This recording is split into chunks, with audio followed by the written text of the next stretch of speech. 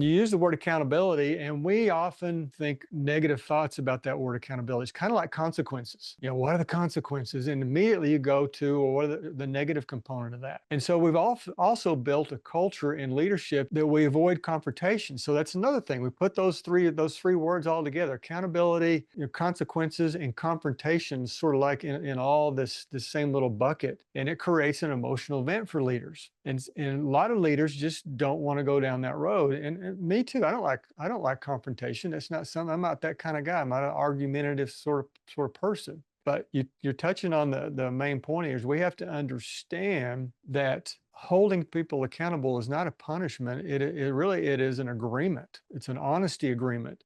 But we forget to create that culture at the very beginning of that relationship.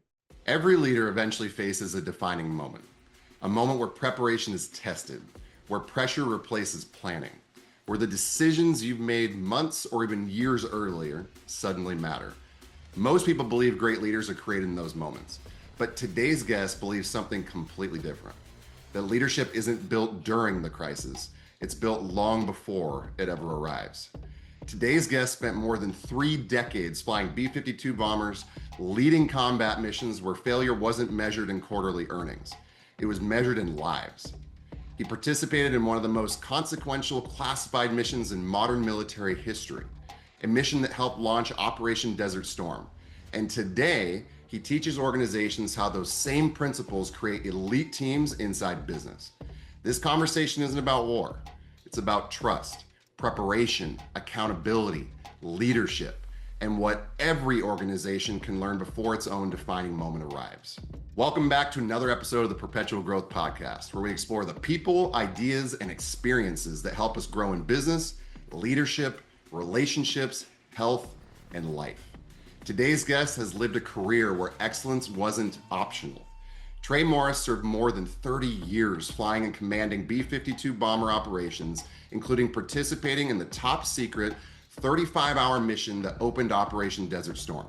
He's flown more than 4,700 hours, led 33 combat missions, commanded the Air Force's B-52 formal training unit, served as director of staff for the legendary 8th Air Force, and today helps organizations build cultures rooted in trust, accountability, preparation, and leadership.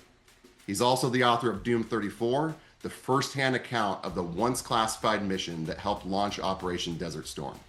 As we hear today, this conversation isn't really about military history. It's about becoming the kind of leader your people already trust before adversity arrives.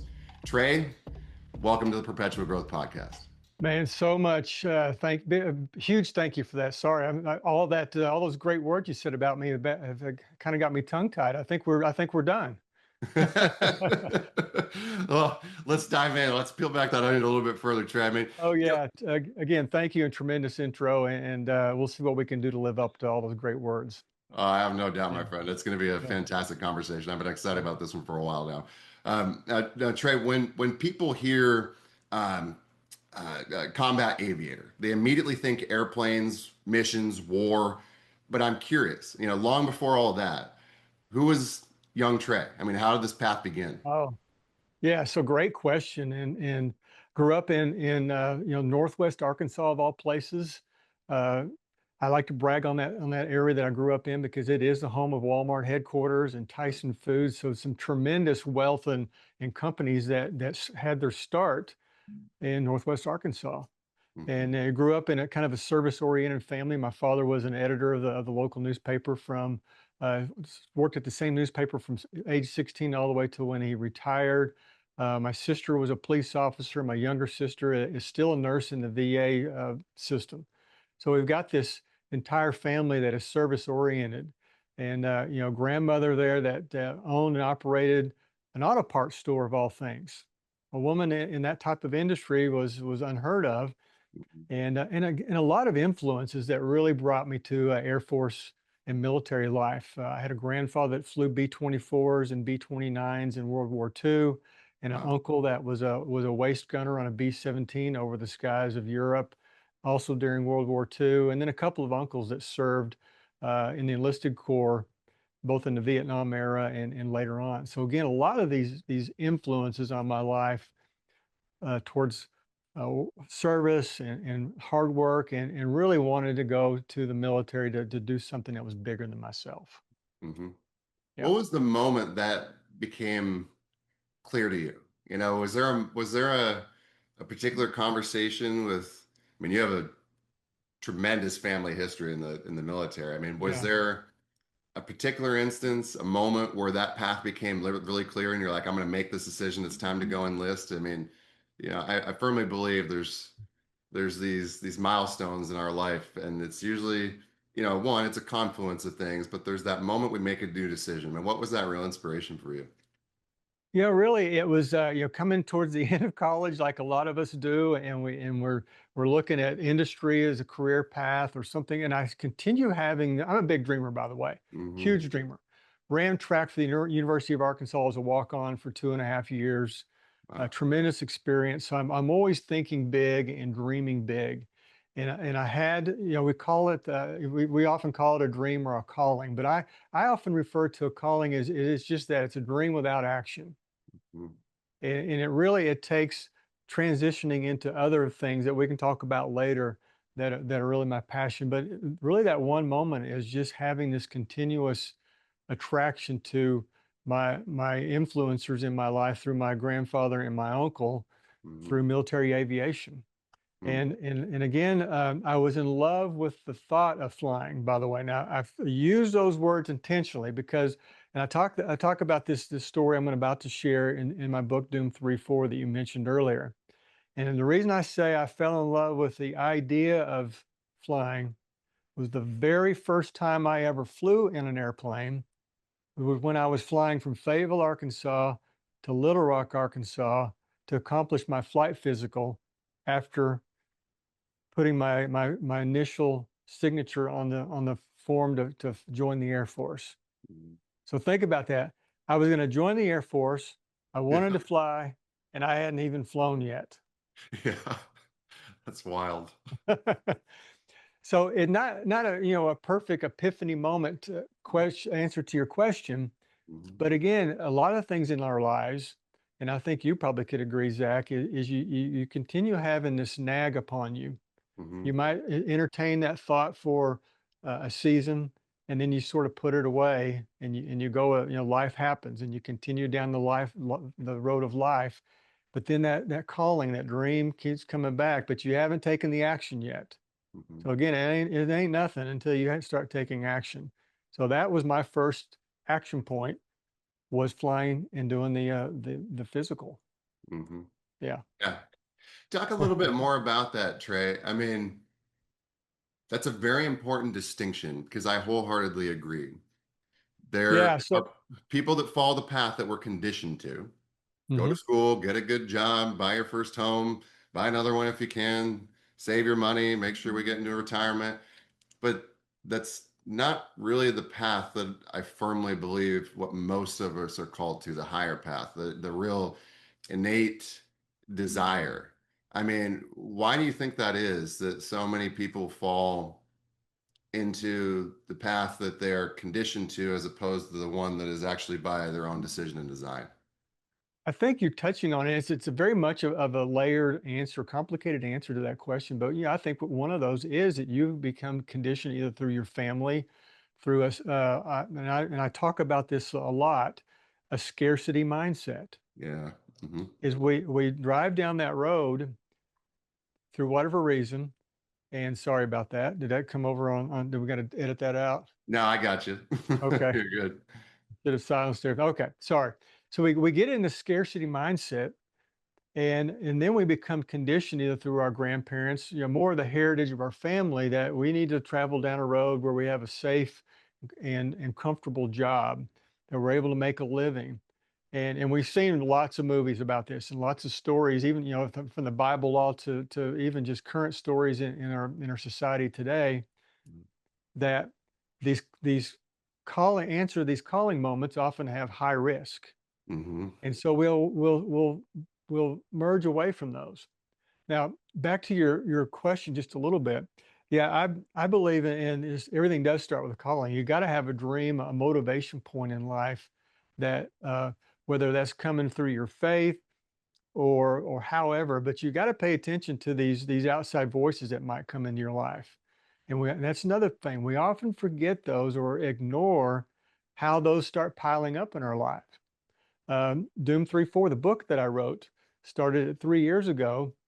But it was really a culmination of this list of almost 5 years of people coming to me saying, "You need to write a book." Now let's be clear. I'm a science guy and a math guy. I ran from writing in high school and college. I Yeah. despised writing, even though my father is a journalist. So for me to even first have the calling, the dream, Yeah. was almost an insurmountable task all by itself. Never mind all the things that come after that to write a book. Not to mention speaking. Yeah. So the process, the way I see it, is you have calling first, and then you have a series of assignments that begins the action piece. No different than when we're in school. What do we call those things that our teacher gives us at the end of the day to take home? Well, we call those homework assignments. Mhm. And what are they designed to do? They're designed to either take a talent or maybe a place that you don't have so much talent and develop that into a skill, Mhm. right? And then as now you've created a place where you have readiness. You're ready to do something with the calling that then transformed into this series of assignments that gave you a skill, whether you took a talent and made it a whole lot better, or maybe it's something you weren't so great at that you could still be great at it. And now you have a readiness state. And then finally comes the appointment phase. And people often ask me, well, I don't understand what you're talking about. So look at it this way.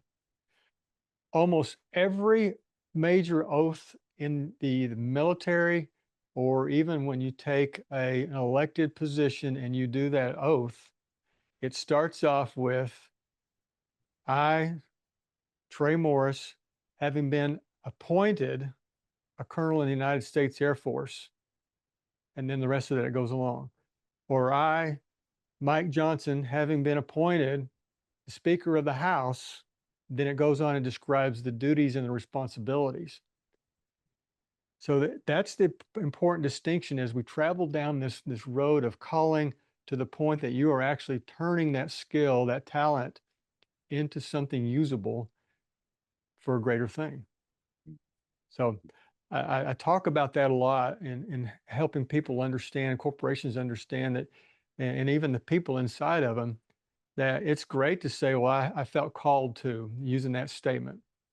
But if you really dig into that and you dive in deeply into that, you understand there's a whole lot more. And we even display that in these oaths of office or even our marriage vows. Think about marriage vow. That's basically an oath. Mhm. And you are accepting an appointment to be a husband or a wife in that relationship and all the things that come along with it that you are promising. So Yeah. anyway, kind of deep there. Sorry. No, I love deep. I mean, it's a fantastic way to look at life. I mean, and what I love too is I firmly believe that we all do have a calling. And I've also spoken with plenty of individuals that are just like, I feel like I'm meant for more, but I don't know Yeah. what that more is. How do you help somebody find that next level, that dream Well, pursuit? for me, I have the privilege that I really lean a lot on my faith, and I and Mm, I think if you're in that in your life, you'll get what I'm about to say. And a lot of the major moments when we change directions in our lives, where we go through a season and we decide that it's time to do something different. It could even be that let's just boil it down to something very simple we all can relate to: New Year's resolutions. Usually you have something in your life that is causing you a little bit of pain, gaining a few extra pounds. You realize you're using your phone too much. Things that you would like to change in your life. And that is a way that you're surrendering to the moment and then creating some kind of change. I have a friend, and we've heard this a lot, but I have a friend who uses this a lot in his company, and he says, nothing changes if nothing changes. mhm, mhm. So to answer your question, often it if you have a spiritual component to your life, it's time to make that stronger. I look at it as a three-legged stool, Mhm. body, mind, and spirit. And what happens is often the leg that represents the spiritual part of our life is super short, it's neglected. And Mhm. that stool is basically only way it's balanced is because you jammed a bunch of boxes underneath that short leg just to make that stool keep from falling over. Mhm. We're doing things to sort of prop up that part of our lives. Yeah. Now, if you don't have a spiritual component, that's where you start bringing that inner circle in your life and really asking them, "What do you see in me?" Mhm. Zach, you may ask, what are my inner circle friends see in me? Or maybe it's a close brother or sister, a sibling, and they can provide that. And I've done that too many times when my spiritual leg is not talking to me, I'm not strong in that area. I'm not hearing from God, and or I pay attention to those voices that come into my life randomly. And I put that in air quotes Mhm. because I don't think there's randomness that are speaking into my life. Mhm. I have this, now I'm calling my good friend Jim Bunn. Came into my life a year ago, this past August. Um, Random meeting. I was actually at a funeral of all things, and I meet this guy. And he wants to read my manuscript, and I had because the book hasn't been published yet. So I give it to him on a Friday evening, email it to him. We come back together Saturday morning, and he stops me and grabs hold of my arm, kind of forcefully, by the way. We got to talk. Well, the part I left out of this story so far is the evening before when I'm in my hotel room, I Googled Jim Bunn. Like, who is this guy? Well, turns out he's a Peabody Award winner, six-time Emmy Award winner, and the list goes on. This guy's a big deal. Yeah. And the next morning, he grabs me and says, "Whatever you're doing in your life right now that does not involve writing books, you need to quit it. Quit that job, whatever you're doing, because your gift is writing books and telling Wow. stories." Now, tell me that isn't a divine meeting, a divine intervention for somebody that you've only known for 12 hours that has that kind of a resume, that kind of a pedigree, that kind of experience, and grabs you by the arm and whips you around and looks you in the eye and says, and he even said this, if you're not writing books, you are wasting a God given talent. Write books. Wow. So that's a long and very impactful story to me. I mean, that's one you got to pay attention to. But there's other ones in my life that were had the same intention, Yeah. had the same desired outcome, but didn't obviously resonate with me the way Jim Bunn did. I mean, that guy, Absolutely. he Mhm. shook me. There's a few things that I hear there from you, Trey. I mean, discomfort is really our greatest opportunity to drive new decisions. Yeah. And I'm a firm believer that that discomfort, those pains, the problems, the challenges are directly that they are by design. It's something that Hmm. God's put in our way to help us achieve that next level of growth and find that true path and calling. And we have one of two choices. We either lean into it or we run from it. Yeah. And all growth happens outside of our comfort zone. But real joy, real fulfillment comes from leaning into that path and finding a way to serve at an even higher level. And it's fascinating how many times, you hit the nail on the head. Is we go, life has its seasons, and sometimes those seasons are some are more challenging than others. Oh yeah. And we I also mean, know that light always follows in darkness. Spring follows winter. And that said, when you're going through one of those seasons, it's really hard to see that light. But if we can take that step back and ask, what's good in this? What's the oh, purpose of this season? You know? absolutely, Yeah. absolutely, and we all and I'm glad you're kind of touching on really the spiritual side of it. And I love this one. Oh, I love many passages out of the Bible, but this one is a reminder that we've all heard it before. I walk through the valley of shadow of death. Now, it's always when I talk about that little bit of that passage. If I were in the valley of the shadow of death, I'd be running. I Yeah. want to get through that. But the scripture says, though I walk. Hmm. Right? That's a reminder that, as you pointed out, those pain moments and that then hopefully that are followed by a quick surrender moment are Mm. there for development. Yeah. They're Yeah. there That for surrender growth. piece is a critical word. That was literally a word I had written on a sticky note on the bottom of my display for the better part of 2 years because it became a main focal point for me. It was, Yeah, yeah, it's yeah. what you resist persists. And the more that yeah, you try to avoid that problem, that challenge, that season, Uh, that one area of life, to your point, to the three-legged stool, when there's that imbalance and lack of harmony, yeah, the more it tends to surface and rear its ugly head.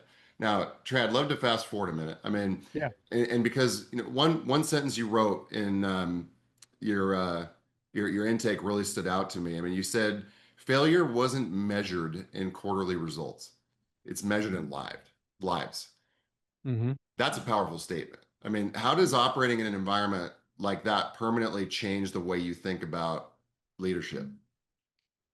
Yeah, pretty broad statement, and I'll say pretty deep too. But yeah, so what I'm talking about there is even when. So by the way, I do have 13 years working in the telecom industry in as a civilian. So I've kind of got this unique blend that I was about 10 years active duty, another 20 years in as a reserve component military member, and that's where I was able to kind of had this dual career for a while as I spent 13 years in telecom. So I have a unique perspective of the military version of leadership, if you want to call it that, and then also learning from some great leaders in industry. So so I have seen quarterly results and earnings and why that is important for your stockholders. I get it. But even those, if you trace them down to how do you get those great quarterly earnings? Well, it's still the people. And it's still the ability for a leader when needed to surge those teams to make these quarterly results, surge those teams to launch a new product or maybe a new internal customer service system. And by the way, I'm going down a list of things that I've done personally where my team responded to me, and I responded to my leaders in such a way that it the failure really is more measured in the people part of that. Now back over in the military side, when I'm involved with one third of the nuclear triad, I think our citizens, the 350 million people of the United States would appreciate that failure really is rests upon the ability of the people to accomplish the mission. And again, as we're talking about the nuclear mission, we want that to be a no fail mission. So really, that's really I was getting with that kind of that broader, deeper statement that you can look at the accomplishment, whether it's again it's an earnings report or something over here militarily, but really it all is the people in the organizations underneath that. Yeah, yeah. Yeah. I mean, talk a little bit more about that. I mean, in your mind, how do elite teams actually build trust? And equally as important of a question to follow is what destroys trust the Uh, fastest? so I'll go with the first side of that first. First things first. Uh, I use this statement a lot that you cannot surge trust. Mm, mm-hmm. Yeah. So think about that for a moment. Just let that land for a moment. There's no way to surge trust. Now you can get some temporary trust based on your title.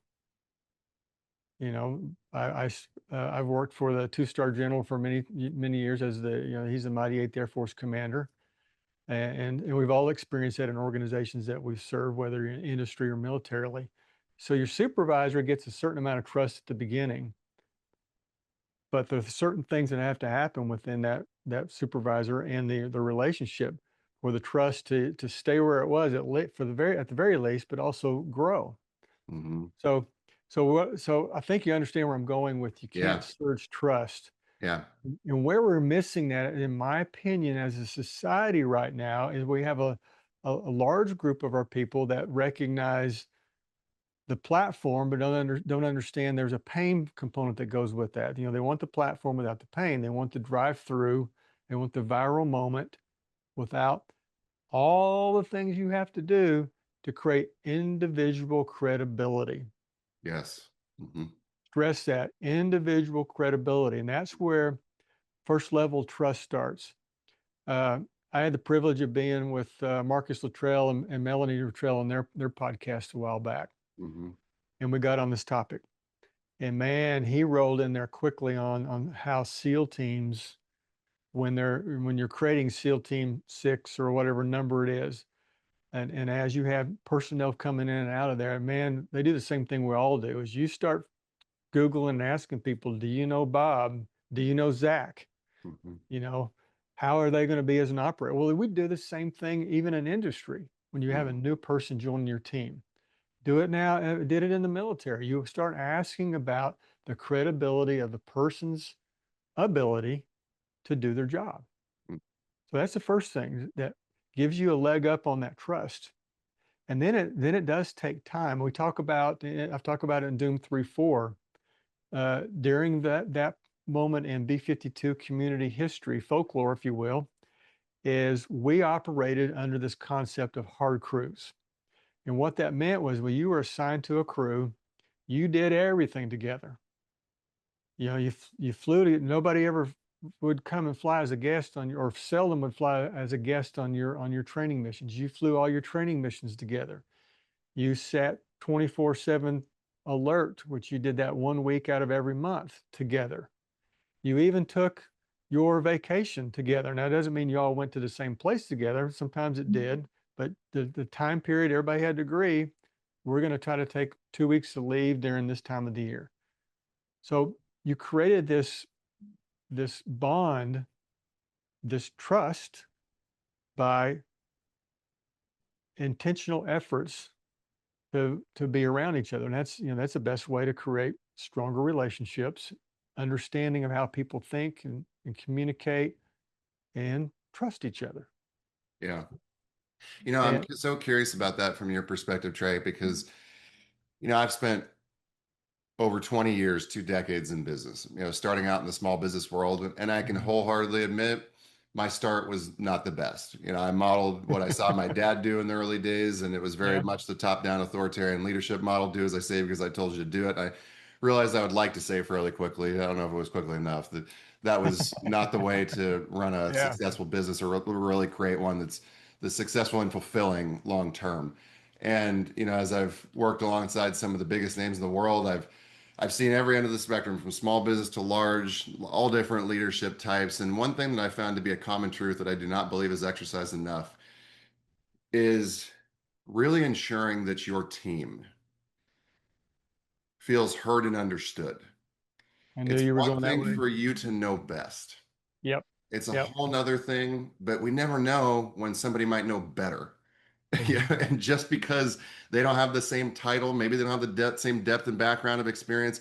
I firmly believe we have something to learn from everybody that is introduced into our lives, one way or another, good, bad, or indifferent. Yeah, But it all starts with a desire to one have that vulnerability, create the space, because it's very easy in business and a leadership role to get fixated on the number, the numbers, the drivers. I mean, what is moving the business forward today? What's the Mhm. revenue coming in? Are we managing our costs and expenses well? And all of a sudden you become a robot, a machine, and you start to lose the human element. Yeah, yeah. So that is, I think, is a fundamental change in how we lead in the last 15 years. Mm, You touched on already as you watched your father. Same in the military. General Robin Rand, he's one of my folks in Doom 3-4. And something I learned from him when I was a colonel and he was the commander of Global Strike Command, which is overall the Air Force's nuclear forces. And he once said, and I knew we were going this way, but he said it in such a way as we owe our subordinates the why part, the so what part. Back to your dad and back to 15, 20 years ago in the military, it was all about just do as I say, or I call it the drop and give me 20 push-ups mentality. yeah. Meaning you bark out an order and you expect it to be completed and you move on. Hmm. But now in the military, especially in the Air Force, they deserve to know why. Hmm. And and I saw that in the telecom industry where I worked for both Verizon and a company now that was it's called Alltel. It's gone, but it was gobbled up by Verizon many years ago. Is what happens in industry is I notice leaders often get in a hurried leadership fashion, or sometimes in a toxic leadership fashion still, and they decide there's either not time or my team doesn't need to know the why. And so we lose that very valuable component of buy-in, Yeah. right? And as you said, buy-in, the part that goes down below buy-in is being heard. Mm-hmm. That doesn't mean if I listen to your idea that I'm going to choose it every time, Mm-hmm.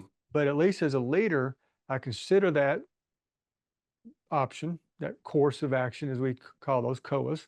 Mm-hmm. And I listen to all the other COAs that are being presented by my team. And eventually I might have to tell Bob and Sally, I like what you're saying, and I'm going to take a part of that. And we're going to go over here with this hybrid effect or whatever that could be. Mm-hmm. Yeah. They don't have to agree with you, but at least you provided a platform that everybody was heard. And also you provided a more important platform to consider innovation, that consider those ideas that didn't come out of your own brain, Yeah. which to me is the pinnacle of why we want to do this way instead of drop and give me 20. Yeah. Yeah. Yeah. I always said never, I always tell my teams, never underestimate the power because, Yes. Man, you I know, got things I'm stealing from you already. What you resist, persist, yeah. and never resist. Yeah. As Yeah. I'm just telling you right now, I'm taking notes. Never underestimate the power because that why. I mean, it's the thing that creates alignment behind the target. Yeah. And it's so simple but so profound. And to your point, it's very easy to get caught in the busyness of the moment and lose the thing that creates the alignment behind the busyness. And the because is so beautiful. I mean, and another element to this is also the balance of, and I hate the word balance. I love the word harmony more. A friend of mine said this a while back, and I'm like, oh, this Yeah. feels so much more congruent. The harmony of accountability and trust, and can they coexist? And what does accountability really look like? Because a lot of people, many organizations, many leaders, I believe, confuse accountability with punishment. And if we, and the biggest thing in my perception is it's not so much about punishment as it is, have I even clarified their targets? Do they know their mission? Do they know what they're aiming toward?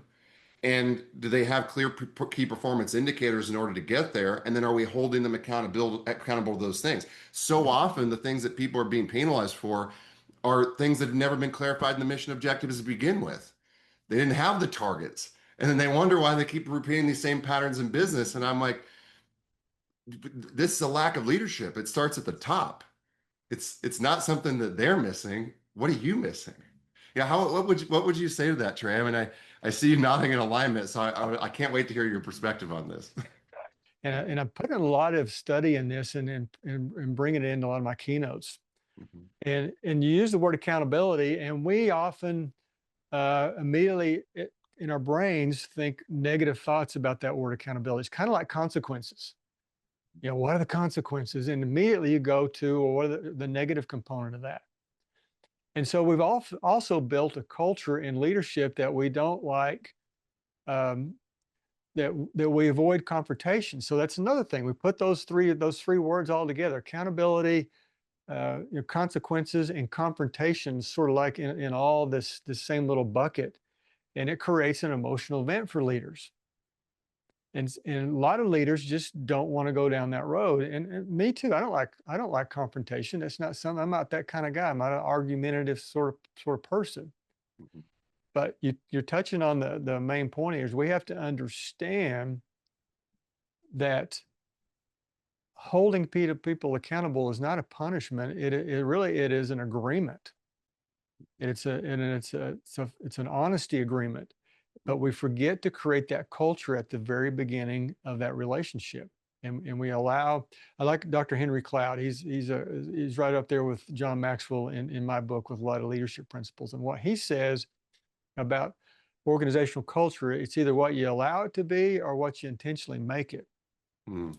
In an organization, if you have dropped out this idea that we're going to have open feedback and we're going to have accountability and consequence discussions in real time and not wait, then if you don't create that culture up front, then yeah, you do come up with this culture of I don't want to have confrontation within the organization. In flying in the Air Force, we have this thing called crew resource management or cockpit resource management program.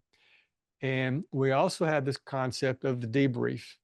Hmm. So we do this training that helps us realize that in the midst of an execution, flying the airplane or executing a product rollout in the middle of the night, is there are certain behaviors that you have to adhere to so that everybody in the organization is still in the organization. They haven't checked out, they haven't quit. So that's one component. The debrief is the other thing. We do that after every flight, and it's common across all military flying organizations, Air Force, Navy, Marines, Army, all that. We have the debrief. And that culture was created from the very moment that we stepped into flight training. And we also understand that there's going to be honesty. And so it's sort of this, I call it a therapy safe space. If you've ever been, couples counseling, they try to create this safe area that you can say whatever's on top of your mind. And that's the way this debrief works. Sometimes it could be a little bit brutal. Sometimes it could be a little bit, almost a little bit hurtful. But the point is you're getting honest feedback across your entire organization to include your supervisor. And now that transparency moment is respectful and dignified. Again, I stress those two words because what's disrespectful? Well, that's neither not telling them the truth or the omission of truth. Sugarcoating the issue or not even telling the issue, that's disrespectful if you think about it. Why wouldn't I want to share in a professional, caring manner that we've got some issues in our organization? And we often as leaders, especially when we're in this mode of I don't want any confrontation or I don't feel like I want to hurt your feelings, but we miss the greater value of transparent, honest, sometimes brutal feedback. Hmm. Yeah. Long answer. No, it's a beautiful answer, though. I mean, something I'm noticing listening to you, I mean, the military often gets stereotyped as rigid, but what Mhm. I'm actually hearing is an incredible amount of trust. And because you can't micromanage people inside of combat, right? I mean, eventually they simply have to become the type of people who make the right decisions without someone watching. And I think the same Mhm. thing applies in business. I mean, that's really culture, isn't it? It is, and it goes back to that individual credibility moment that you have as you're building trust on your team. And once you see that, now you're right. I had this supervisor one time that said he wasn't a micromanager, but he was oh gosh, he was not micromanagement, but he was micro informational. Hmm. He's micro data, and I thought, meaning he wanted information from the team, and he wanted it all the time. And so nothing wrong with gathering some information, I think, but you're right. As you're man, and really it's micro leadership is what we're talking about because again, you manage things Hmm. and you lead people. So yeah, we have a tendency, especially when the stakes are high, that we want to get in there and as a leader and get into this micro leadership mindset. But again, as a leader, sorry, I thought I had this everything silenced and there's another ding. Oh, that's all right. Wait, I can't hear it on this end. Okay, good. All right, sorry. So we get in this mindset that we feel like in these high risk, return on investment, but with high risk endeavors that we as leaders need to get in there and be more of a micro leader. And I see it all the time. That's the moment as a leader, you really got to pull back. And as you mentioned already, Zach, is trust the team Hmm. and remind yourself that you have created this level of affirmation. You've already trust but verified, if you will, on the individuals on your team and the processes that they've got to follow and how they interact with other teams around the organization. That should have already been done. Yeah. And so that's the moment that we all have to have a few of those inner circle people as leaders, and those inner circle people that help you point out the blind spot when you're merging over into micro leadership. You know, it's a fascinating thing, as I firmly believe that we all have two leaders inside of all of us. There's who are you as a leader when things are going well, and who are you as a leader, and how do you show up when all hell's breaking loose? Yeah, And for most people, they are not the same person and they don't realize it. We feel extremely effective until shit's hitting the fan and all of a sudden a yeah. different person emerges. And being able to level up that alternative self and become more mindful and aware and present of the way that you show up in different environments during different seasons is, I think, one of the most important places that we can exercise self-awareness and emotional intelligence and learn to extract the things that already make us great and Mhm. transition that to that other side and figure out where we can become even better. I mean, for all of our, leaders that are listening right now, whether it's a business owner, the executive, the manager, I mean, in any type of leadership role, and I believe we're all leaders in one, if not multiple areas of life. I mean, let's focus on Yeah. business for a second. I mean, if you walked into a struggling business tomorrow, what would you look at first, Trey? I look at the day to day, maybe 1 or 2 days of energy. Mm, And what I'm talking about mm, is hopefully you're walking in an organization where you're going to get some dynamics during the day or the two or whatever, how much time you're doing observation. Observation is most important. I mean, Stephen Covey talks about, seek to understand and then to be understood. So you got to have this seek to understand moment. And where I'm talking about the energy is, and you touched on it already, Zach, is when the situation of the moment rises and falls on the energy. What's happening with the leadership? Is mm, he matching that energy, which then continues this logarithmic curve of even more energy? Because the people that you're leading, or even the outside organizations that are your support organizations, are going to notice just the energy level rising or falling.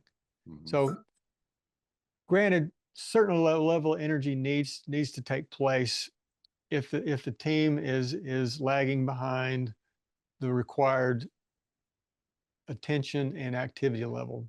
Got that. But I'm talking about the negative, non-productive energy that you have a leader that, again, becomes in almost a panic mode. mm, So that's what the first thing I always look for is what's happening at the energy level in the room. Because again, this is human nature.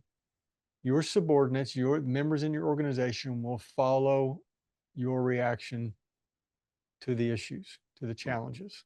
mm. And if you have a calm, unflappable leader at the helm, it keeps people into that mindset that you don't have to go faster to make things happen. Sometimes slow is fast. Yeah. Yep. Slow is fast, fast is smooth. I mean, Yeah. what I hear from you there, Trey, leaders, one of the ways they accidentally lower standards is the emotionality of the moment. Yeah. If we're not remaining steadfast, and this works as a parent, it works as a friend, it Mhm. works as an owner or leader of an organization.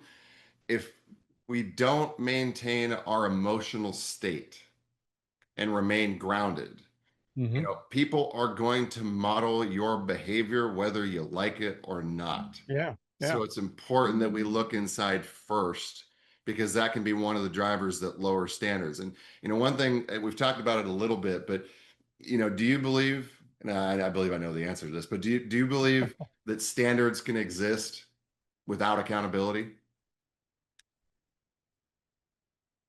No. No.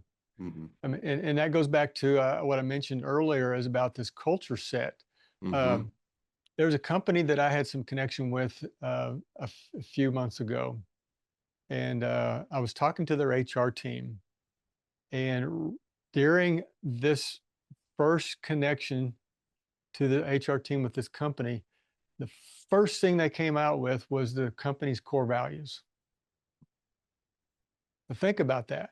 How often do you get punched in the face with core values before you even start talking about um, job expectations or the culture of the company. And really, that is kind of the culture of the company. Hmm. So that's where we often lose a lot of where we are today in society is we don't communicate upfront. Here's our core values because that's really how we are what we expect from you. Um, so that interaction got me off on another research project. So I got to looking at all the main web pages for all the service components, Air Force, Marines, Army, Navy. First, I Googled what's the core value slogan of that service component. You know, Air Force is integrity first, a service before self, excellence in all we do. Got that memorized. If I went to the Air Force website, I couldn't find it. Couldn't find it anywhere. I mean, I clicked all over the place, hit the search button, dug deep into the About Us page, everywhere on the Air Force.mil site, the one that really is both for the Air Force member and maybe somebody thinking about coming into the Air Force. And I could not find the core values anywhere on that website. Couldn't find it for the Army, couldn't find it for the Marines, but I did find it for the Navy after a couple of clicks. Huh. So to me, that is astounding for our military organizations. Either I can't find it and maybe it's there, but I just can't find it. But to me, that should be like almost on the splash page. That should be there. Yeah. Yeah. Yeah. So again, kind of a detailed answer to your question, but what I'm talking, what I'm getting at is we fail to advertise, market core values of whether it's a military organization or it's some kind of industry, except for this one company I talked about, and it's a Fortune 500 company. We often fail to push that out first, so that when you do onboard these new employees or whatever that is, mergers and acquisition, everybody understands what the common vernacular is and the common expectation for you as an individual and you as your subgroup. Yeah. I love that. I mean, um, it's the North Star. It's the guiding Yeah. light. And without that, without that, everything can feel, uh, name your adverb or adjective. I mean, it can feel misaligned. It can lack continuity. I mean, Mhm. it, it becomes the guiding light for every decision that we make ultimately, and how we make decisions as individuals and as a team. And now, Trey, as we wrap up today's episode, and I cannot believe how quickly the last 45 minutes have gone. We're definitely going to have you back for another conversation because there's way more that I'd love to peel back. But Yeah. let's talk about the book for a moment. I mean, Yeah. the story remained classified for decades. I mean, when did you first realize this wasn't simply military history anymore, and that it contained lessons every leader needed to hear? Well, yeah, I mean, this story of, 57 airmen flying in a top secret mission, first of its kind, really setting the bar of how we project power today with long range strike. Again, it was the first time we'd ever, as a country, and really any country, had ever taken off from their homeland, successfully struck targets in the area of operation, and returned safely home 35 hours. At that time, a record setting mission. It's no longer at the top of the list, but it's still, again, it's set the bar. Hmm. And I mentioned earlier that we're terrible at telling our stories, and definitely the military is. And we always knew it was significant. Components of it, even today, are still classified. Um, but really, there was a couple of people that came into our lives that, again, these airmen that, including me, that flew this mission, and really encourage us to embrace the heritage of it. And I mentioned him earlier, General Robin Rand. He's retired right now, but a four-star general, and he came alongside us and really kind of pushed us out of the dark and into the light, and encouraged us to create a heritage group, celebrate the story, meet annually in a reunion type situation. And so we started doing that. The other person that he also facilitated that came alongside us was a guy named Dick Cole. Now that name may not mean anything to you, but I would invite you to go look at the Doolittle Raiders of 1942 that flew B-25 bombers off the deck of the USS Hornet and struck targets in Tokyo, Japan. Hmm. Sig- the strike was not significant in damage, but man, it was tremendously impactful of how the Japanese were projecting power and withdrew closer to the island, and really was a significant turning point early in that conflict and that war Hmm. because of what they did. And Dick Cole came alongside of us about the last 4 years of his life, and he was the one that encouraged us to embrace the heritage and create identity, much like they had done all these years, where they did an annual toast and they came together as a reunion group. Again, he was the sole survivor of a mission that was intensely significant to long range strike, and quite literally passed the torch to us before he passed away. Mm. And the other connection to the Doolittle Raiders is, and I'll share this real quickly, uh, and again, I talk about it in Doom 3-4, is the morning of the pre-mission, the pre-strike brief, much like you see in movies where all the crews are sitting in rows in a nondescript briefing room, and there's people coming back and forth on the stage and providing, weather updates and mission updates and timing and all that stuff you need to go fly a strike mission. The commander of 8th Air Force, Lieutenant General Buck Schuler, stood up and gave the speech like you see in the movies about, the person on your left may not come back from this mission. Hmm. Very impactful words, but during that speech of his, he said, "Your mission is no less important than the Doolittle Raiders in 1942." Hmm. Wow. Fact, he said that. It's in the book. So Wow. we've carried that all these years with us, but we always felt a little bit less by comparing our mission to that mission. Yeah. But nevertheless, it was there, and so there's a those were the two people that really imparted upon us how important it is to ensure this story is told. And that's really, for many years, we would get together in these reunions, and somebody would say, "We need to write a book," or Yeah. "We would need to write a book." Well, there's a whole other story of how the book came about, but I was the one that finally sat down for about a year and a half at 4:30 in the morning every day before I went to work and wrote Doom 3-4. Wow. Yeah. I mean, Trey, there's several things, big takeaways, things I want to highlight as we wrap up today. I mean, one, I heard elite teams don't just magically rise during presence. I mean, they rise to the level of their preparation. Yeah. Now, trust isn't created during crisis; it's revealed during crisis. Hmm. Accountability only works, or at least it works best, when people willingly own the standard.